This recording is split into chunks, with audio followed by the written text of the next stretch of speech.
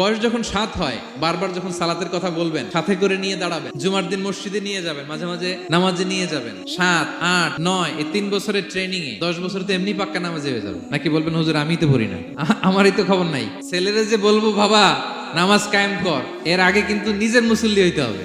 নামাজের ব্যাপারে no consideration, কোনো ছাড় নাই। সালাত আপনাকে পড়তেই হবে যে কোনো পরিস্থিতিতে। এজন্য 7 বছর বয়স থেকে বিশ্বনবী ওয়ার্নিং দিতে বলেছেন। 10 বছর বয়স হলে প্রয়োজনে রূঢ় আচরণ করো, শাসন করো, প্রয়োজনে মৃদু প্রহার করো।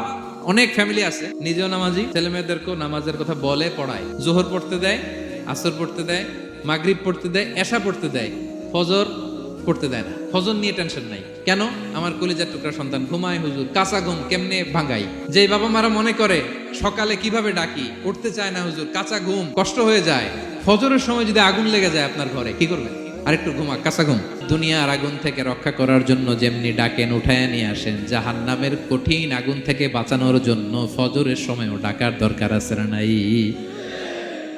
দুনিয়ার আগুনের চেয়ে কমপক্ষে 70 গুণ বেশি তেজওয়ালা। বিষ্ণু বলেন নারুকুম তুকিদুন, যে আগুন দিয়ে কিচেনে রান্না করো, জাহান্নামের আগুন কিন্তু এই আগুন নয়। জাহান্নামের আগুন দুনিয়ার আগুনের চাইতে কমপক্ষে 70 গুণ বেশি তেজওয়ালা। তাহলে ফজরের সময় ডাকবেন তো ছেলে মেয়েকে, হ্যাঁ, নিজেও পড়বেন, ছেলে মেয়েদেরকেও ডাকবেন। আকিমিস সালাহ।